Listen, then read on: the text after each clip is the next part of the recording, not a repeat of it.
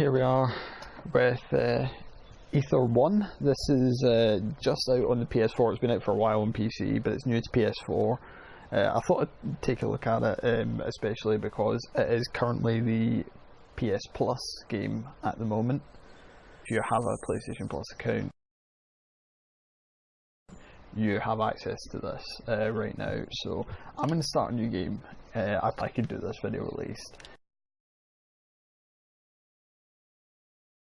And part of the reason why I played through the kind of opening bit of this myself yesterday will become immediately obvious, because this is... So, to give a bit of background what this game is, it is another entry in the kind of long and storied kind of new and upcoming genre of games that are kind of... I've been calling them like explore maps, so your things like Gone Home and such.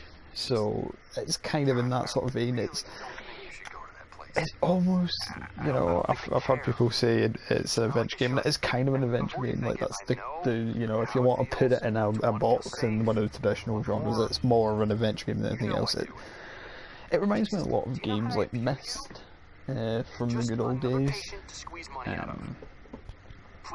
So this is the opening of.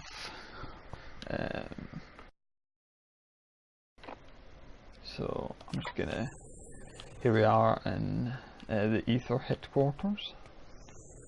If I hold one that says it, kind of do the thing where as I put my cursor over things, it will give me the item descriptions. It's kind of useful for finding out what things you can interact with and which ones you can't. So this game's really interesting actually. Because it kind of covers a topic that we just don't see covered very often, which is so I'm just gonna, there we go, so pick up items like that, and you can have one item in your inventory at any time. We'll get to the inventory stuff when we're in the actual memory bits. So this is a game dealing with kind of the implications of mental illnesses. So you can see you can place items on areas that are like that, and again that will come into play in the world when we're kind of in there. You know, clipboards, and you get a lot of your backstory through clipboards. So the idea is you're trying to restore someone's mind who's suffering. You know, it's a really interesting game because it's dealing with the topic of like directly addressing the idea of mental illness, and specifically, you know, what it must be like to be inside of someone's mind suffering from things like Alzheimer's. And it's really, I think it's really interesting. So here we have our fake animus type thing, whatever you want to call it. I should have went around this side, sorry. Oh wait, no, I can't go that side yet. So yeah, here you see there's a computer, you know, and you can see, oh sorry, dementia. Apparently I have Alzheimer's because it wasn't Alzheimer's, it was dementia. So you can see the woman suffering from dementia. You can get a bit of interest about her migrating to America in her 20s, only returned to the UK was 7 years ago, still has a British passport. Since returning, she's been residing in a town of Pinmont, Cornwall, which is where her memories, once we get inside her mind, will be based. So, if we place a card there and press that, oh no! Why can't anything work around here? So, here's the first puzzle.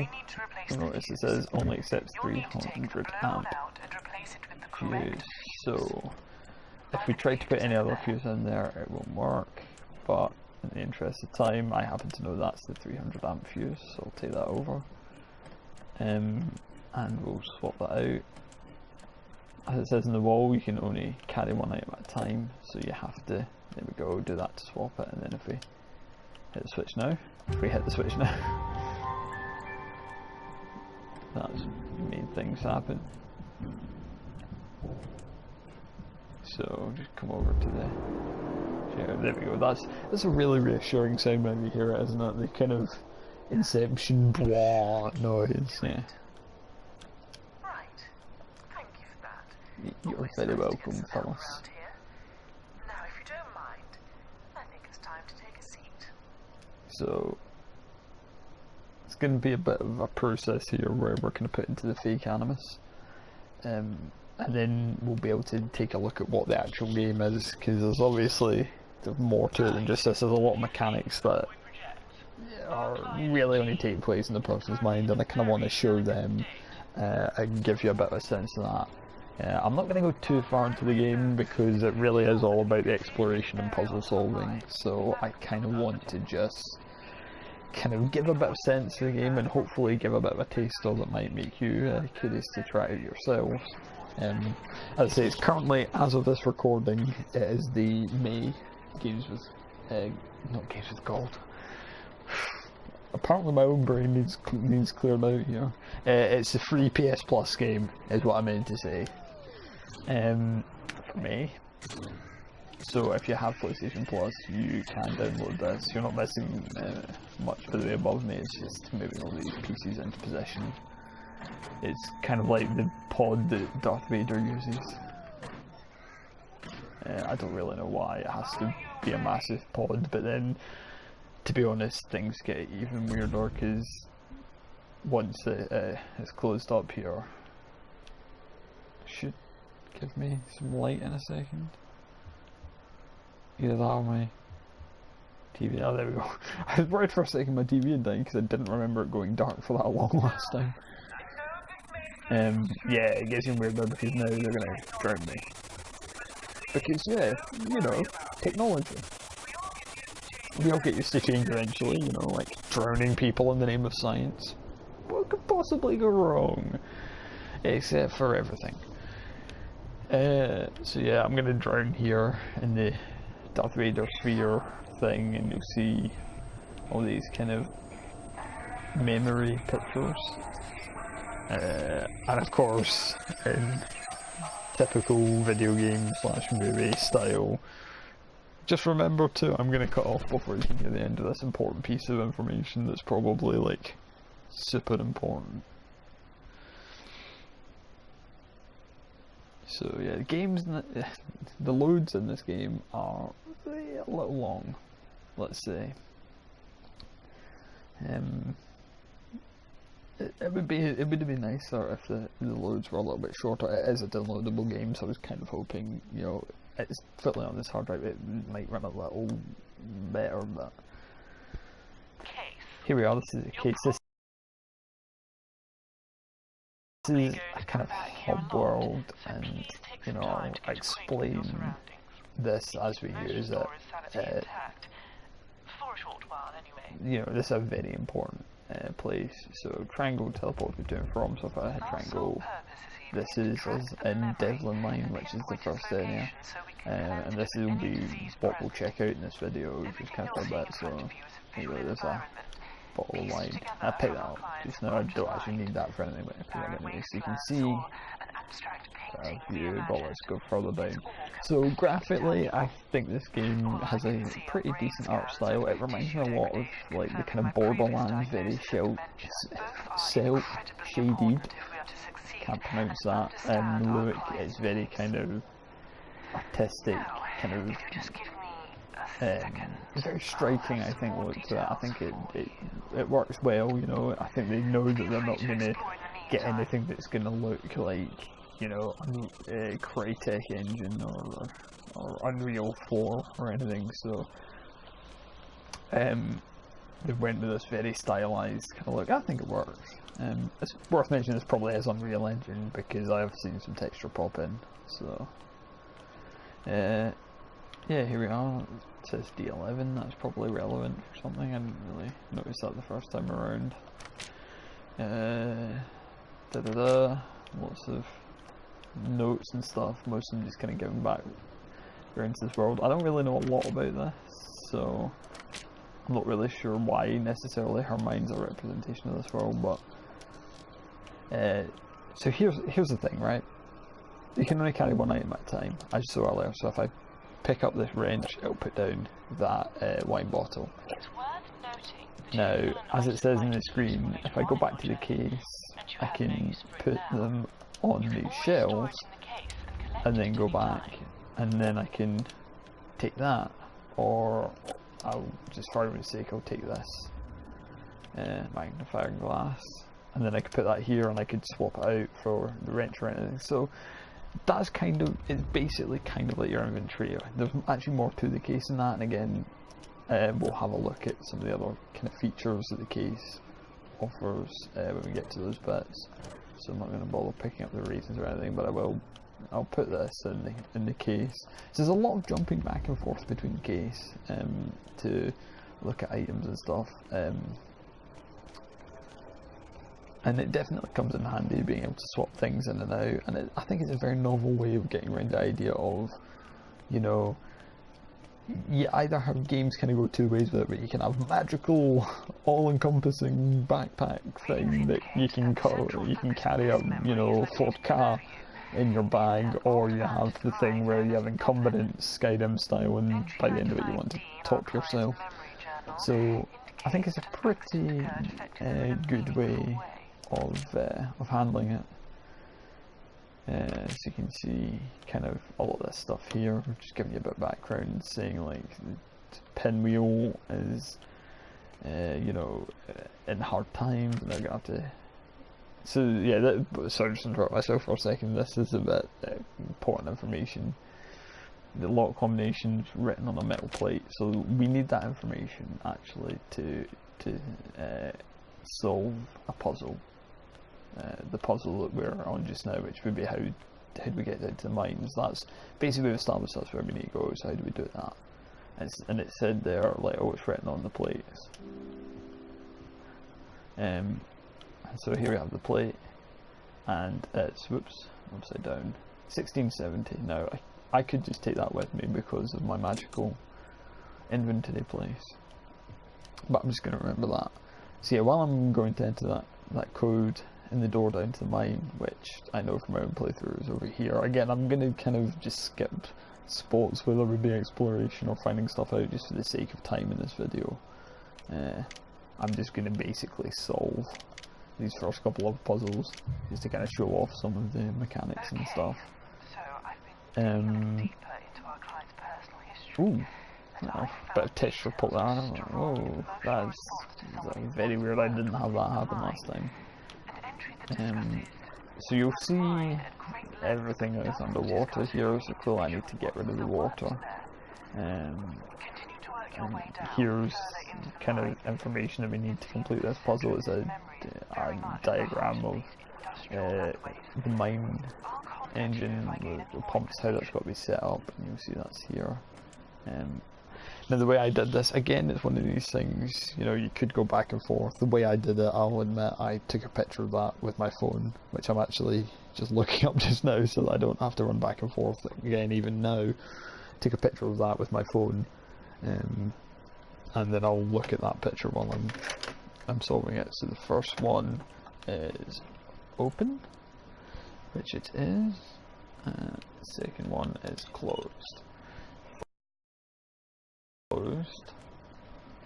Fourth one's open, and the last one's closed. There we go. So if we hit the switch, that one out, drained everything there. And you get that little, that's your little kind of, hey, you did good, you've solved this puzzle, little musical sting, just to let you know, like, even if you don't see immediate effects, like, you've done the right thing, you'll be fine. You hear that quite a lot, and it's quite a good musical cue to have, obviously, just in case you're not sure, did that actually work or not. No, I think there's anything down here. I didn't come back down and check what this bit once it was emptied. So yeah, there's a lot of that kind of stuff in it. There's a lot of reading notes to find things out. Whether it's backstory stuff or direct clues for puzzles. All of the story is just told through that very simple stuff. And yeah, it's interesting to read all the backstory. It talks in great depth about like how the place is so, you know, run down, and a lot of the, you know, things are like this mine are gonna have to close soon.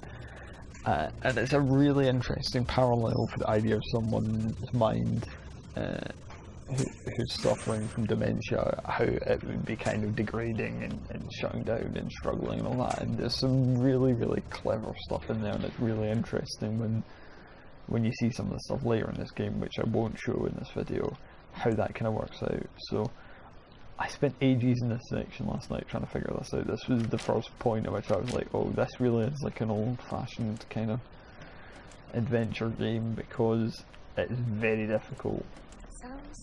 So there's Jean, that's the woman whose mind we're in. These projectors generally, in fact she's about to tell you that now, these are generally like side quest type things, but this first one is not optional. We should at least give this one a try. Just to kind of introduce that. So, you know, you get the bit of detail there saying the pipes are shutting off lower in the mine, and then this note here is just saying like, I can't find the manual to open this door, so someone needs to put it back on my desk. So I'm going to go back actually before I carry on. We'll show the rest of this. So these bits, we won't get onto that in the video, but these bits show the kind of collectibles, and I assume that as I collect stuff, I haven't completed one of them yet, but I'm assuming they'll open up each with something, some kind of unlockable.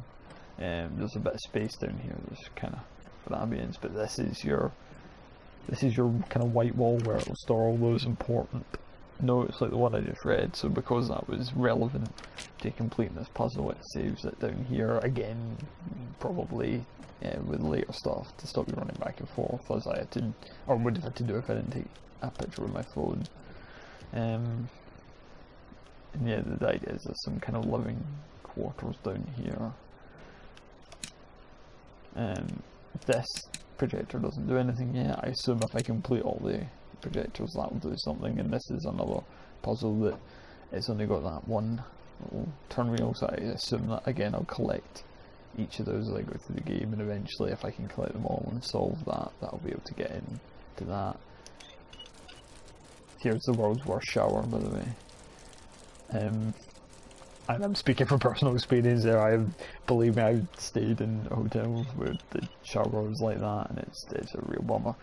So anyway, let's go back to the mine.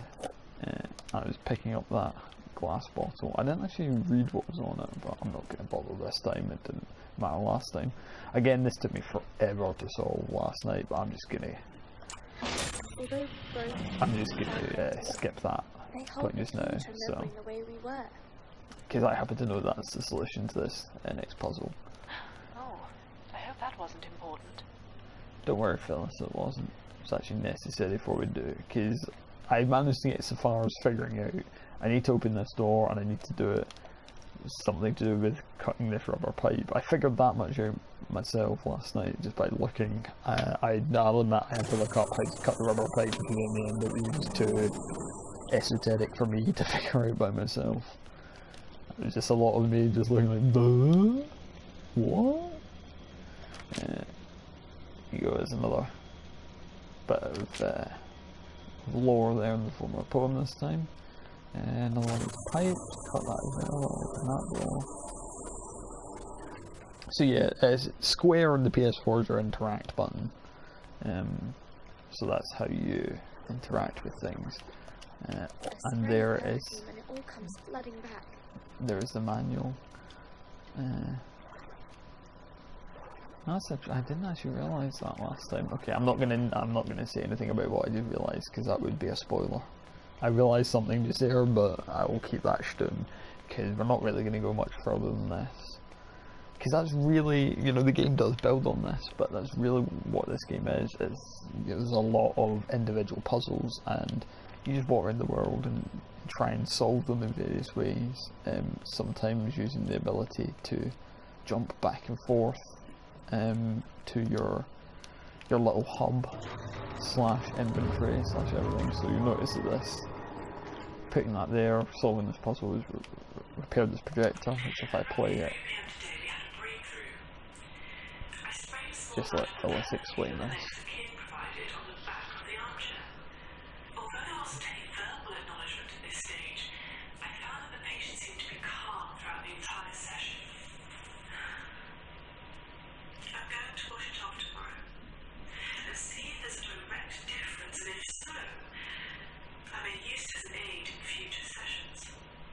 So yeah, there's a lot of backstory stuff with these projectors, and what they kind of tell you. That's also opened this door, which is the way to the rest of this level. So that stuff's very interesting. I've only done a couple more of those. To be fair, I've not gotten much further than this, because this next bit would lead into the next area, which kind of really drops you even more into the world proper. Like, if the first section in the ether compound was very much a prologue, then this is still kind of tutorializing a little bit and hand-holding, and it really drops you into the game proper in a minute. But I'm going to cut it off there, because I really don't want to give any more of this away. I experienced this themselves. So I recommend you check this out. It's on the PC. If your preferred platform is PC, you should play it there, because it's a great, interesting little piece. If your preferred platform is a PS4, it is currently part of PS Plus promotion, so there's really no reason for you to not at least try it. You know, if you don't like it, just download it and never bother with it again. But you know what, if it's available for you for free, why not just give it a go? Like, you might find yourself pleasantly surprised. Like, I've found a lot of the puzzles so far to be rock hard, like really annoying in that respect, but it is a lot it's a lot more, what is a good way of putting it, it's a lot more interesting and deeper than you would maybe assume a lot of games would try and be. You know, obviously it's dealing with a very serious issue in dementia, and I think it does give a really interesting kind of representation of the way someone's brain might break down if they were suffering from dementia. So yeah, feel free to check out this game. Please do if you get the opportunity. I do think it's worthwhile. It might frustrate some people. I've definitely found myself already banging my head against puzzles and just having to walk away from them and hope that the solution somehow comes to me later, because that does work. To be fair, I did used to do that in all the old adventure games, like your Day of the Tentacles and such. The solution would come to me because you would go away and just think about it and think what objects you've got, what not, and that would work. So anyway, this is Ether 1, and I hope you've enjoyed this video. I hope it's encouraged you to maybe check this game out, maybe give it a shot. You know, don't let the fact it's an indie game put you off. It's a very interesting indie game, and I do like it when games deal with topics like dementia that are generally considered, you know, a little bit more off of the beaten path. Maybe not taboo, but you know what I mean, stuff that's not generally touched on in games. Like, one of the reasons I liked the game Spec Ops: The Line was because it delves so deeply into the issue of PTSD and all that kind of stuff. But anyway, this has been Ether 1, and until next time, bye.